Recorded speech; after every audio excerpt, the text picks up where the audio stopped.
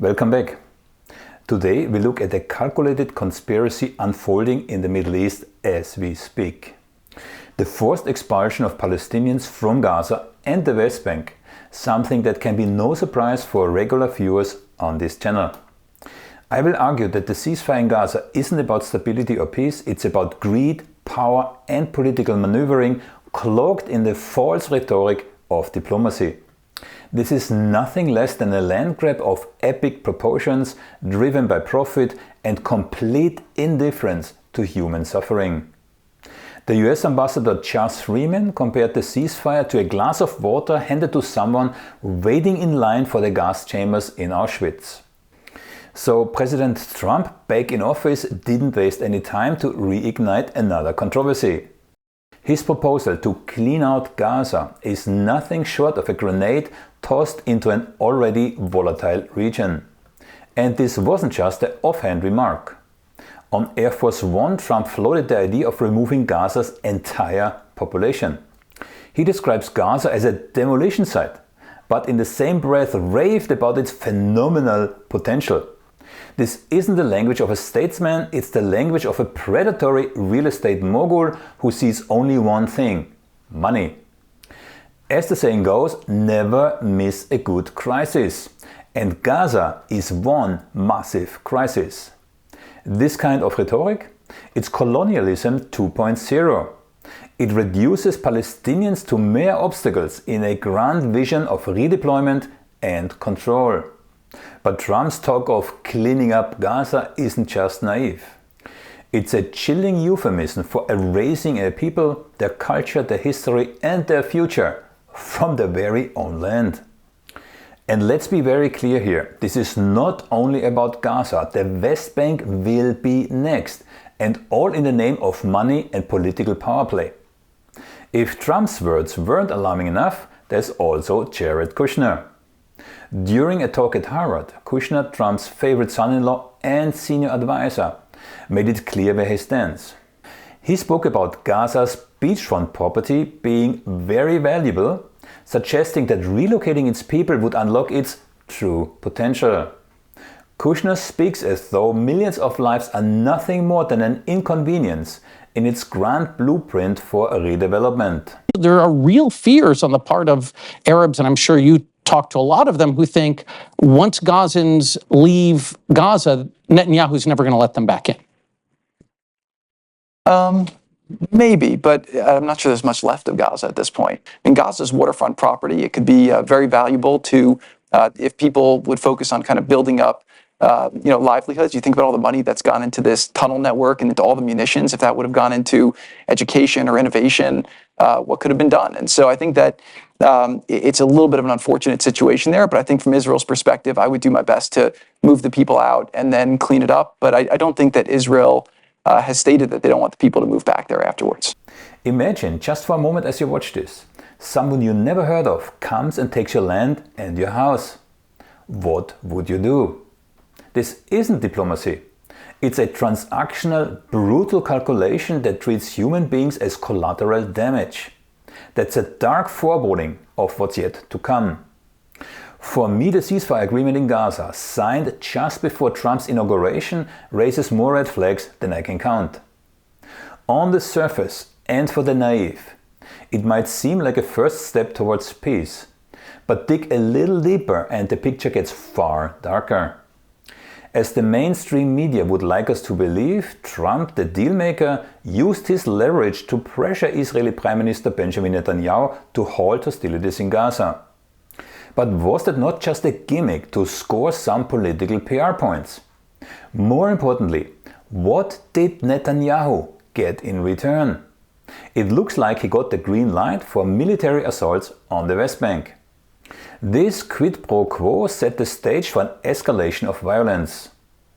And Netanyahu's government wasted no time. He launched Operation Iron Wall in Jenin, a campaign marked by airstrikes, destruction of infrastructure and indiscriminate violence against civilians. These actions coincided with Trump lifting Biden's sanctions on violent Israeli settlers. This of course emboldened extremists and further destabilized the region. If you're looking for peace in this story, you won't find it here. But there's one more historical parallel. Remember the release of the American hostages by Iran on the very day of President Ronald Reagan's inauguration in 1981? This is what I was thinking about when I heard about the Gaza ceasefire occurring, what a coincidence, the day before Donald Trump's inauguration on January 20th, 2025. In 1981, the timing of the hostage release, virtually minutes after Reagan took office, led to allegations of a covert agreement between Reagan's campaign and Iranian officials to delay the release of the hostages and to torpedo President Jimmy Carter's re-election efforts. Similarly, in the case of Trump, the ceasefire between Israel and Hamas, apparently brokered with significant engagement from President-elect Trump, was finalized on the eve of his inauguration. This suggests to me a strategic manipulation of events to perpetuate the image of Trump as a dealmaker, while in reality this deal was nothing but a PR stunt. Now, I'm not saying that Trump prevented the release of Israeli hostages, Netanyahu did that. But these instances underscore a troubling propensity of the US and Israel to engage in backroom deals. They are leveraging human lives and geopolitical stability for political gain and thereby completely eroding trust in international diplomacy. And while the world's attention is fixed on the ceasefire in Gaza, the West Bank is descending into chaos. Settler violence exploded with rampages targeting Palestinian villages. Homes burned, crops destroyed, olive trees burning and lives lost, all under the watchful eye of Israeli authorities who either looked the other way or outright enabled the brutality. And Trump lifting the very few sanctions that Biden put on violent settlers only added fuel to this fire because it's signaling a dangerous alignment between state terror and extremist ambitions. So again, let's be clear, this isn't about peace, it's about profit, power and a land grab. Trump's background as a real estate developer clearly colors his thinking and motivation. His repeated reference to Gaza's value and potential aren't about humanitarian solutions. They are about reconstruction contracts, development deals, and control over strategic real estate. And this isn't just a land grab either. It's a calculated but very risky gamble where human rights and regional stability are expendable for financial gain and power. But the playbook isn't new either. Israel's actions today are hauntingly reminiscent of the Nakba in 1948, where 750,000 Palestinians were forcibly displaced to make way for the establishment of Israel. Back then, the world looked the other way too. Only this time, the scale is even more staggering. Imagine, over 2 million Palestinians face displacement from Gaza alone. A catastrophe that would dwarf even the horrors from 1948. And mark my words, the West Bank will be next. But Trump's plan hasn't gone completely unchallenged. Both Jordan and Egypt have drawn a line in the sand. They are rejecting any proposal to absorb more Palestinian refugees. If you watched my interviews with Senator Daboudier or Jordan's former foreign minister, Dr. Marwan Mouasha, you know that Jordanian diplomats were not only aware, but also really concerned about this exact scenario long before Trump came back to power. For Jordan, the stakes really couldn't be much higher. With over half of its population already of Palestinian descent, many of them still living in abysmal refugee camps, any additional influx threatens to destabilize the country's delicate demographic balance. Not only that, but it also represents an existential threat to the Hashemite monarchy and the king, as it aligns with Israel's decades-old idea of overthrowing the king and then redefining Jordan as the Palestinian state. So no surprise there, King Abdullah II was adamant. Jordan won't be a dumping ground for more victims of Israel's ethnic cleansing. In Egypt, the calculus is just as stark. President Abdel Fattah el-Sisi knows that an influx of Palestinian refugees could align with the Muslim Brotherhood, a group his regime views as existential threat. Both nations' firm stance underscored the far-reaching and destabilizing consequences of Trump's proposal. Maybe worth mentioning again, a leaked document from Israel's Ministry of Intelligence, issued on 13th of October, that's only 6 days after October the 7th, described a detailed plan to transfer all residents of the Gaza Strip to North Sinai as a preferred option among 3 alternatives regarding the future of the Palestinians in Gaza. Again, they had this ready only 6 days after October the 7th. I'll leave a link to this document in the description. Meanwhile, civil life in Gaza has collapsed. Almost all hospitals and schools have been systematically bombed, often with teachers, doctors, pupils and the patients in them. Near-constant bombardments have rendered the Strip virtually uninhabitable. 97% of its water is contaminated. Electricity, a few hours a day here and there, if you're lucky. The idea of forcibly displacing Gaza's complete population doesn't just add insult to injury. It's a humanitarian catastrophe waiting to happen. Human rights organizations already called Israel's actions ethnic cleansing, and that's even before Trump's plan. If these plans go forward, we are looking at the beginning of the end of international law, a precedent that would normalize atrocities. That's what makes all of this so dangerous. Netanyahu's coalition government, bolstered by far-right figures like Finance Minister Bezalel Smotrich and up to recently Ben Gvir, has only fanned the flames. Smotrich, a vocal supporter of settlement expansions, followed in Ben Gvir's footsteps and threatened to leave the government over the Gaza ceasefire. Netanyahu's response?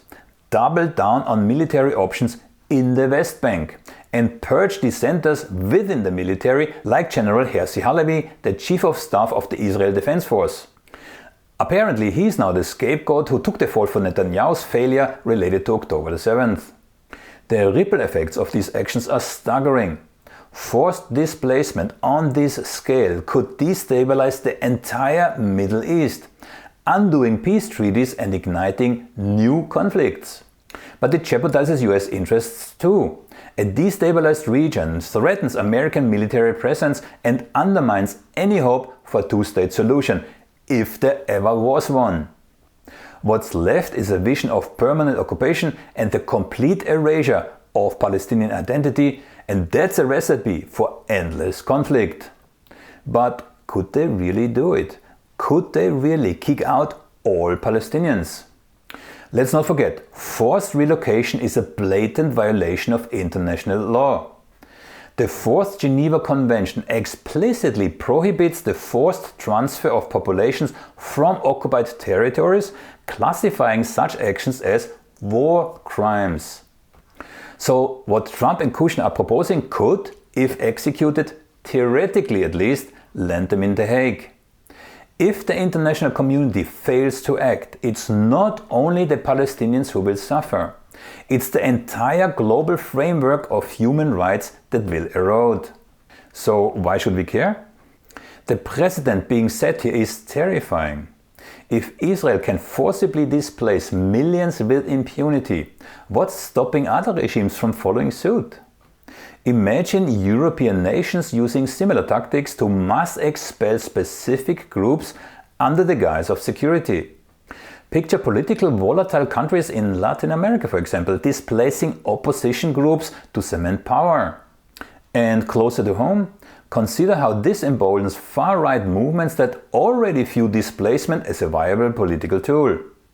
Combine this with the abuse in India's Kashmir or China's Xinjiang, and we are staring at the future where forced displacement becomes normalized, and that's a chilling prospect for a world armed to its teeth.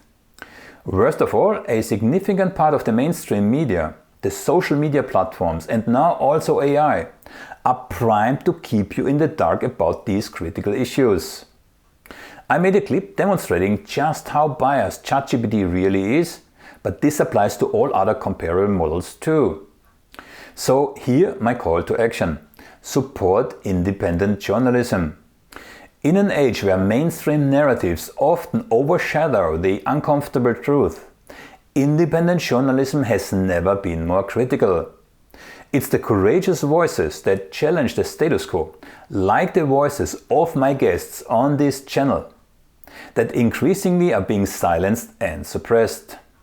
And it doesn't matter if these voices come from academics, diplomats or members of intelligence services. These are the people on SolCube Analytics that expose the hidden agendas and bring you stories powerful institutions would rather keep buried. This is why I invite you to join me on Substack, a platform free from corporate influence and where truth-telling still thrives. By subscribing, you will gain access to in-depth analysis, unfiltered perspectives, and a community of readers committed to questioning the narratives. We are building a space where ideas can flourish and integrity leads the conversation. So join me there. It's free and there are no strings attached. The link is in the description. Thank you.